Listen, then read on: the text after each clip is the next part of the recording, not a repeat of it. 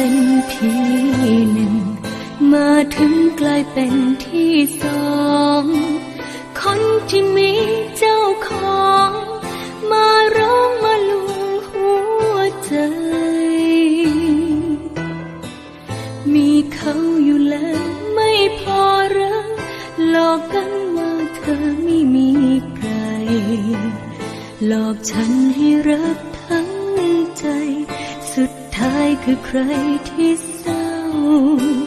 ถามตัวเองทุกคืน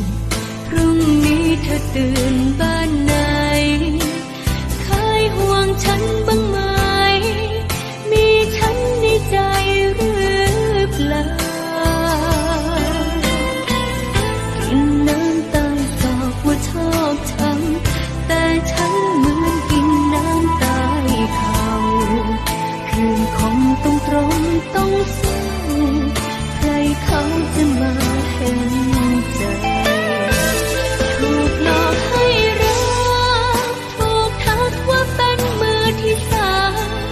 เป็นน้อยเพราะเชื่อถ้อยคำไม่รู้ว่าเธอมีใคร